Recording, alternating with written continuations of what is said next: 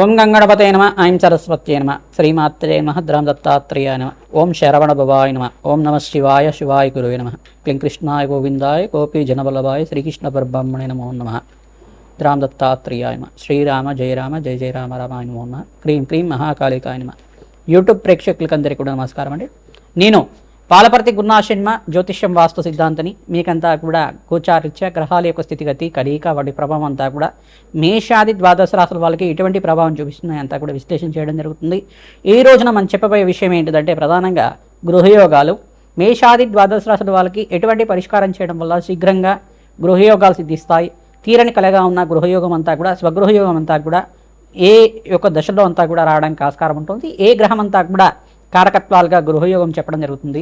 లగ్నం తెలిసి ఉంటే కనుక లగ్నాన్ని చూసుకోండి, లేదు రాశి తెలిసి ఉంటే కనుక రాశిని చూసుకోండి. తద్వారా మీకంతా కూడా సంపూర్ణ విశ్లేషణకి మీకు పరిష్కారం దొరుకుతుంది. తద్వారా మీరంతా కూడా శీఘ్ర గృహయోగము, స్థిరాస్తి లభించడానికైనా కానీ, భూసంపద సిద్ధించడానికైనా కానీ ఈ గ్రహాలు మేషాది ద్వాదశ రాశుల మీద కొన్ని స్థానాలంతా కూడా కారకత్వంగా చెప్పడం జరుగుతుంది.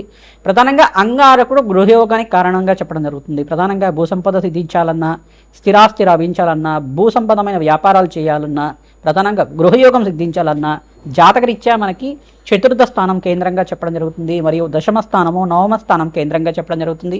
ప్రధానంగా దశమ స్థానం అంతా కూడా రాజయోగ కారణంగా చెప్పడం జరుగుతుంది.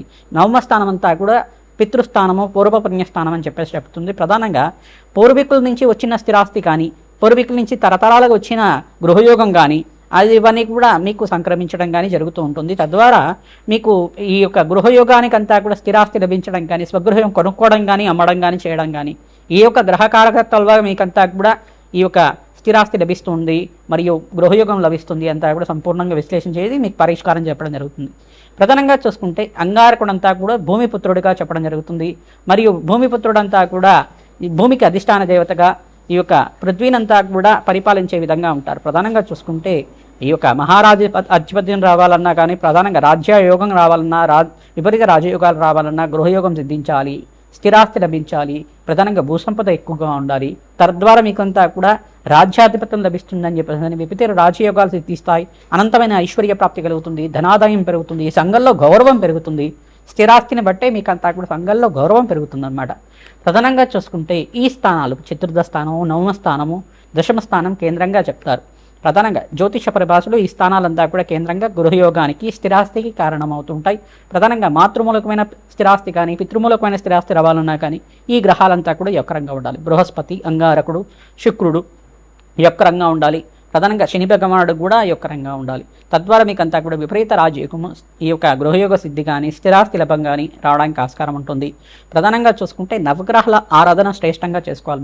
మేషాది ద్వాదశ రాశుల వల్ల మీరంతా కూడా నవగ్రహ ఆరాధన ప్రతినిత్యం కూడా ఆచరించడం వల్ల నవగ్రహ దేవాలయంలో ప్రధానంగా మీరంతా కూడా ప్రతిరోజు ప్రదక్షిణాలు చేయడం, 11 ప్రదక్షిణ కానీ, 24 ప్రదక్షిణాలు కానీ, 27 ప్రదక్షిణలు కానీ, ఆవునేతో దీపారాధన చేయడం నవగ్రహాల దగ్గర అంతా కూడా తరచుగా చేసుకుంటూ ఉంటే కనుక తీరని కలగా ఉన్న గృహయోగం, స్వగృహయోగం అంతా కూడా సిద్ధించడానికి ఆస్కారం ఉంటుంది. ప్రతినిత్యం కూడా వసుధాదేవి ఆరాధన చేసుకోవడం, ప్రధానంగా వసుధాదేవి ఆరాధన ఎవరైతే చేసుకుంటుంటారో ప్రతినిత్యం కూడా ఇక గృహయోగం కానీ, స్థిరాస్తి లభించడం కానీ, భూసంపద సిద్ధించడానికి కానీ, తీరని కలగా ఉన్న స్థిరాస్తి అంతా కూడా లభించడం కానీ జరుగుతూ ఉంటుంది. వసుధాదేవి ఆరాధన, వసుధా లక్ష్మి ఆరాధన అంటారు. దీనంతా కూడా ఈ యొక్క భూమాత ఆరాధన చేసుకోవడం వల్ల శ్రేష్టమైన ఫలితాలు పొందడానికి ఆస్కారం ఉంటుంది. భూవరాహస్వామి ఆరాధన చేసుకోవడం వల్ల అసలు భూవరాహస్వామి ఆరాధన ఏ రకంగా ఆచరించాలి? ఓం నమో భగవతే ధరణి ఉద్ధరణాయ భూవరాహాయ నమో నమః అనే నామంతో ప్రతినిత్యం కూడా ఈ నామాన్ని ప్రతినిత్యం కూడా జపాన్ని ఆచరించడం వల్ల శ్రేష్టమైన ఫలితాలు పొందుతారు. మీకు స్వగృహం లభించాలన్నా స్వగృహం లభిస్తుంది, భూసంపద సిద్ధించాలన్నా భూసంపద లభిస్తుంది, అనంతమైన ఐశ్వర్య ప్రాప్తి కావాలన్నా ఐశ్వర్య ప్రాప్తి అంతా కూడా లభిస్తుంది. ప్రధానంగా ధార్మికమైన అర్చన, ప్రధానంగా ధర్మ అర్చన చేయడానికి ఆస్కారం ఉంటుంది. భూవరాహస్వామి ఆరాధన చేయడం వల్ల శీఘ్రంగా కోరిన కోరికలంతా కూడా ధర్మపదమైన కోరికలన్నీ కూడా తీరడానికి ఆస్కారం ఉంటుంది. భూవరాహస్వామి చరిత్రలో భాగంగా చూసుకుంటే ప్రధానంగా భూమినంతా కూడా ఉద్ధరించారని చెప్పేసి ప్రధానంగా సముద్రం నుంచి అంతా కూడా భూమాతనంతా కూడా ఈ యొక్క రాక్షస సంహారం చేసి ప్రధానంగా మీకంతా కూడా హిరణ్యాక్షుడు, హిరణ్యకశుడు కథ అంతా కూడా తెలిసే ఉంటుంది.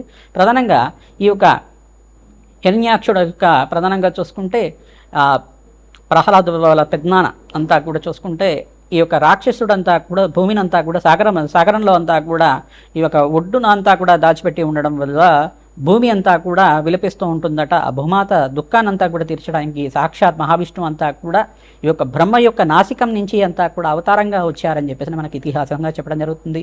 నరసింహస్వామి అవతారం కన్నా ముందుగా వచ్చిన అవతారం అంతా కూడా చెప్పడం జరుగుతుంది. ఈ యొక్క యజ్ఞవరాహంగా చెప్పడం జరుగుతుంది, మరియు భూవరాహంగా చెప్పడం జరుగుతుంది. ప్రధానంగా ఈ యొక్క యుగంలో అంతా కూడా చూసుకుంటే ఈ యొక్క భూవరాహస్వామి ఆరాధన చేయడం వల్ల ఎవరైతే భూవరాహస్వామి ఆరాధన ఈ యొక్క కల్పాన్నంతా కూడా ఈ యొక్క ఇతిహాసాన్నంతా కూడా మననం చేసుకుంటూ ఉంటారు. భూవరాహస్వామి భూమాని అంతా కూడా ఉద్ధరించారు, రాక్షస సంహారం చేశారు.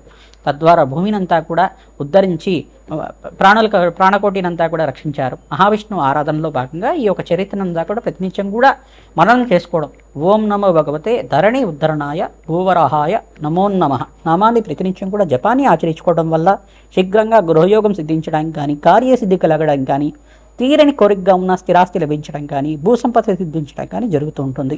ప్రతినిత్యం కూడా ఈ యొక్క భూవరాహస్వామి ఆరాధన చేసుకోవడం వల్ల ప్రధానంగా ఈ ఆరాధన అంతా కూడా ఎవరైతే చేస్తూ ఉంటారో భూమి లేని వాళ్ళకి భూసంపద సిద్ధిస్తుంది, ధనం లేని వాళ్ళకి ధనయాదాయం పెరగడానికి ఆస్కారం ఉంటుంది. మహాలక్ష్మీదేవి ఆరాధన చేసుకున్నా కానీ తీరని కలిగిగా ఉన్న స్థిరాస్తి లభించడం కానీ జరుగుతూ ఉంటుంది. ప్రధానంగా మహాలక్ష్మీదేవి ఆరాధన ఈ యొక్క పుష్పాలతో ఆరాధన చేసుకుంటూ ఉండాలి. ప్రధానంగా తామర పూలతో కానీ, మల్లెపూలతో కానీ, ప్రధానంగా చూసుకుంటే ఈ యొక్క మందార పుష్పాలతో అయినా కానీ ఆచరించుకోవడం వల్ల శీఘ్రంగా స్థిరాస్తి లభించడానికి ఆస్కారం ఉంటుంది. ప్రధానంగా ఆవునితో దీపారాధన చేసి బెల్లం పరవాణాన్ని నివేదన చేయడం వల్ల శీఘ్రంగా మీకంతా కూడా స్థిరాస్తి లభించడానికి కానీ, గృహయోగం సిద్ధించడానికి కానీ ఆస్కారం ఉంటుంది. ఈ యొక్క పూర్వీకుల నుంచి వచ్చే స్థిరాస్తి లభించడం కానీ ఆస్కారం ఉంటుంది. ప్రధానంగా మేషాది ద్వాదశ రాశుల వాళ్ళు మేము చెప్పే పరిష్కారం అంతా కూడా సంపూర్ణంగా ఆచరించండి. తద్వారా మీకంతా కూడా ఈ యొక్క గృహయోగము స్థిరాస్తి అంతా కూడా లభించడానికి ఆస్కారం ఉంటుంది. ఈ వీడియో అంతా కూడా చూడండి, లైక్ చేయండి, సబ్స్క్రైబ్ చేయండి. తద్వారా మీకు మంచి పరిష్కారం దొరుకుతుంది. మీలాంటి వాళ్ళకి అందరికి కూడా మీ మిత్రులు కానీ, స్నేహితులు కానీ, బంధువులకు కానీ అందరికి కూడా చేరవేస్తే కనుక వాళ్ళకు కూడా మంచి ఫలితాలు పొందడానికి ఆస్కారం ఉంటుంది. మాకంతా కూడా సహకారం అందించడం వల్ల మీకంతా కూడా అష్టైశ్వర ప్రాప్తి కలుగుతుంది. జగన్మాత అనుగ్రహం వల్ల మీ కోరికలంతా కూడా ధర్మపదమైన కోరికలంతా కూడా తీరాలని చెప్పి అష్టైశ్వర ప్రాప్తి కలగాలి, స్వగృహ సిద్ధించాలని చెప్పి ఆశీర్వాదం చేస్తున్నాం. మిథున రాశి జాతకులకి ప్రధానంగా మీ లగ్నం తెలిసి ఉంటే కనుక లగ్నాన్ని చూసుకోండి. జాతకరీత్యా మేము చెప్పే పరిహారం అంతా కూడా ఆచరిస్తే స్వగృహం లభిస్తుంది. ఈ యొక్క దశల్లో అంతా కూడా ఈ యొక్క ఏ దశ నడుస్తుందో ఆ దశని దశాధిపతి కూడా యొక్కరంగా ఉండాలి. గోచారీత్యా జాతకరీత్యా ఈ గ్రహాలంతా కూడా యొక్కరంగా ఉండాలి. ప్రధానంగా మిథున రాశి జాతకులంతా కూడా చతుర్థ స్థానం లగ్నవశాత్తు చూసుకుంటే జాతకరీత్యా చతుర్థ స్థానం అంతా కూడా యొక్కరంగా ఉండాలి. ప్రధానంగా ఇక్కడ కన్యారాశి అవుతుంది. చతుర్థాధిపతి బుధ భగవానుడు యొక్కరంగా ఉండాలి. రాష్ట్రాధిపతి బుధ భగవానుడు యొక్కరంగా ఉండాలి.